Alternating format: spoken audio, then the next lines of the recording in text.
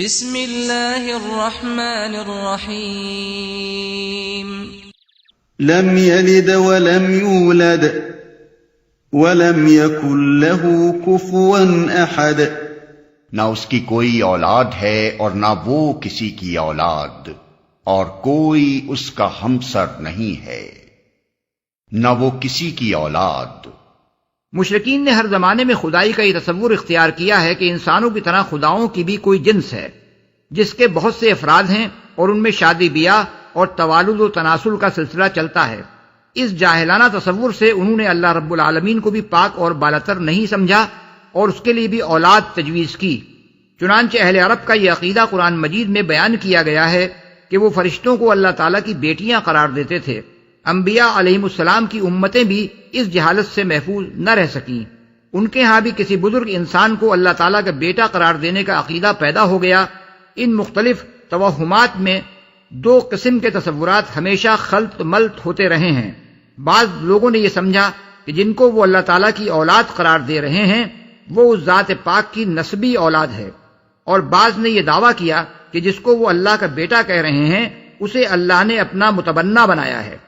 اگرچہ ان میں سے کسی کی یہ جرأت نہیں ہوئی کہ معاذ اللہ کسی کو اللہ کا باپ قرار دیں، لیکن ظاہر ہے جب کسی ہستی کے متعلق یہ تصور کیا جائے کہ وہ توالد و تناسل سے پاک نہیں ہے، اور اس کے بارے میں یہ خیال کیا جائے کہ وہ بھی انسان کی طرح اس قسم کی کوئی ہستی ہے جس کے ہاں اولاد پیدا ہوتی ہے اور جس کو لاولد ہونے کی صورت میں کسی کو بیٹا بنانے کی ضرورت پیش آتی ہے، تو پھر انسانی ذہن اس گمان سے محفوظ نہیں رہ سکتا کہ اسے بھی کسی کی اولاد سمجھے۔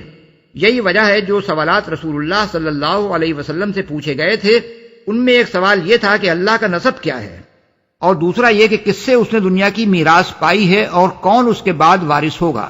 ان جاہلانہ مفروضات کا اگر تجزیہ کیا جائے تو معلوم ہو جاتا ہے کہ منطقی طور پر ان کو فرض کر لینے سے کچھ اور چیزوں کو بھی فرض کرنا لازم آتا ہے۔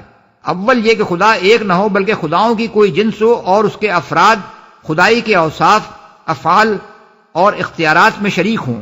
یہ بات خدا کی صرف نسبی اولاد فرض کر لینے ہی سے لازم نہیں آتی بلکہ کسی کو متبنہ فرض کرنے سے بھی لازم آتی ہے، کیونکہ کسی کا متبنہ لامحالہ اس کا ہم جنس ہی ہو سکتا ہے، اور جب معاذ اللہ وہ خدا کا ہم جنس ہے تو اس سے انکار نہیں کیا جا سکتا کہ وہ خدائی کے اوصاف بھی رکھتا ہے۔ دوم یہ کہ اولاد کا کوئی تصور اس کے بغیر نہیں کیا جا سکتا کہ نر و مادہ میں اتصال ہو اور کوئی مادہ باپ اور ماں کے جسم سے نکل کر بچے کی شکل اختیار کرے۔ پس اللہ کے لیے اولاد فرض کرنے سے لازم آتا ہے کہ معاذ اللہ وہ ایک مادی اور جسمانی وجود ہو، اس کی ہم جنس کوئی اس کی بیوی بھی ہو اور اس کے جسم سے کوئی مادہ بھی خارج ہو۔ سوم یہ کہ توالد و تناسل کا سلسلہ جہاں بھی ہے اس کی علت یہ ہے کہ افراد فانی ہوتے ہیں اور ان کی جنس کے باقی رہنے کے لیے ناگزیر ہوتا ہے کہ ان سے اولاد پیدا ہو جس سے ان کی نسل آگے چلے۔ پس اللہ کے لیے اولاد فرض کرنے سے یہ بھی لازم آتا ہے کہ وہ بذات خود معاذ اللہ فانی ہو اور باقی رہنے والی چیز خداؤں کی نسل ہو نہ کہ ذات خدا۔ نیز اس سے یہ بھی لازم آتا ہے کہ تمام فانی افراد کی طرح نعوذ باللہ خدا کی بھی کوئی ابتدا اور انتہا ہو، کیونکہ توالد و تناسل پر جن اجناس کے بقا کا انحصار ہوتا ہے ان کے افراد نہ ازلی ہوتے ہیں نہ ابدی۔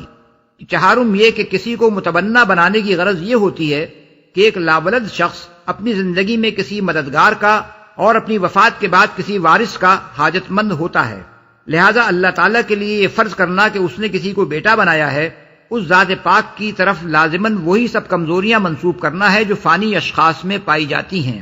ان تمام مفروضات کی جڑ اگرچہ اللہ تعالیٰ کو احد اور الصمد کہنے سے ہی کٹ جاتی ہے، لیکن اس کے بعد یہ ارشاد فرمانے سے کہ نہ اس کی کوئی اولاد ہے اور نہ وہ کسی کی اولاد، اس معاملے میں کسی اشتباہ کی گنجائش بھی باقی نہیں رہتی۔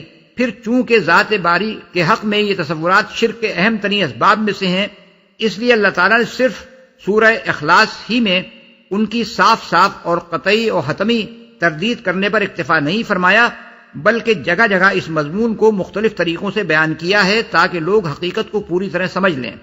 مثال کے طور پر یہ آیات ملاحظہ ہوں: انما اللہ الہ واحد سبحانہ ان یکون لہ ولد لہ ما فی السماوات وما فی الارض، سورہ نساء آیت نمبر 171۔ یعنی اللہ تو بس ایک ہی خدا ہے، وہ پاک ہے اس سے کہ کوئی اس کا بیٹا ہو۔ جو کچھ آسمانوں میں ہے اور جو کچھ زمین میں ہے سب اس کی ملک ہے۔ الا انہم من افکہم لیقولون ولد اللہ وانہم لکاذبون، یعنی خوب سن رکھو، یہ لوگ دراصل اپنی من گھڑت سے یہ بات کہتے ہیں کہ اللہ اولاد رکھتا ہے، فی الواقع یہ قطعی جھوٹے ہیں۔ سورہ صافات آیت نمبر 151 اور 152۔ وَجَعَلُوا بَيْنَهُ وَبَيْنَ الْجِنَّةِ نَسَبًا وَلَقَدْ عَلِمَتِ الْجِنَّةُ إِنَّهُمْ لَمُحْضَرُونَ، سورہ صافات آیت نمبر 158۔ یعنی انہوں نے اللہ اور فرشتوں کے درمیان نسب کا رشتہ بنا رکھا ہے، حالانکہ فرشتے خوب جانتے ہیں کہ یہ لوگ مجرموں کی حیثیت سے پیش کیے جانے والے ہیں۔ وَجَعَلُوا لَهُ مِنْ عِبَادِهِ جُزْءًا إِنَّ الْإِنسَانَ لَكَفُورٌ مُبِينٌ، سورہ زخرف آیت نمبر 15۔ یعنی لوگوں نے اس کے بندوں میں سے بعض کو اس کا جز بنا ڈالا، حقیقت یہ کہ انسان کھلا احسان فراموش ہے۔ وَجَعَلُوا لِلَّهِ شُرَكَاءَ الْجِنَّ وَخَلَقَهُمْ وَخَرَقُوا لَهُ بَنِينَ وَبَنَاتٍ بِغَيْرِ عِلْمٍ سُبْحَانَهُ وَتَعَالَىٰ عَمَّا يَصِفُونَ بَدِيعُ السَّمَاوَاتِ وَالْأَرْضِ أَنَّىٰ يَكُونُ لَهُ وَلَدٌ وَلَمْ تَكُن لَهُ صَاحِبَةٌ وَخَلَقَ كُلَّ شَيْءٍ، سورہ الانعام آیت نمبر 100 اور 101۔ اور لوگوں نے جنوں کو اللہ کا شریک ٹھہرا دیا، حالانکہ وہ ان کا خالق ہے، اور انہوں نے بے جانے بوجھے اس کے لیے بیٹے اور بیٹیاں گھڑ لیں، حالانکہ وہ پاک اور بالاتر ہے ان باتوں سے جو وہ کہتے ہیں۔ وہ تو آسمانوں اور زمین کا موجد ہے، اس کا کوئی بیٹا کیسے ہو سکتا ہے جبکہ کوئی اس کی شریک زندگی ہی نہیں ہے، اس نے ہر چیز کو پیدا کیا ہے۔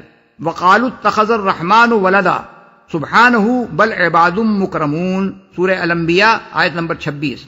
یعنی اور ان لوگوں نے کہا کہ خدائے رحمان نے کسی کو بیٹا بنایا ہے، پاک ہے وہ، بلکہ جن کو یہ اس کی اولاد کہتے ہیں وہ تو بندے ہیں جنہیں عزت دی گئی ہے۔ قالوا اتخذ اللہ ولدا سبحانہ هو الغنی له ما فی السماوات وما فی الارض ان عندکم من سلطان بہذا اتقولون علی اللہ ما لا تعلمون، سورہ یونس آیت نمبر 68۔ یعنی لوگوں نے کہہ دیا کہ اللہ نے کسی کو بیٹا بنایا ہے، سبحان اللہ، وہ تو بے نیاز ہے، آسمانوں میں جو کچھ ہے اور زمین میں جو کچھ ہے سب اس کی ملک ہے۔ تمہارے پاس اس قول کی آخر دلیل کیا ہے؟ کیا تم اللہ کے بارے میں وہ باتیں کہتے ہو جنہیں تم نہیں جانتے؟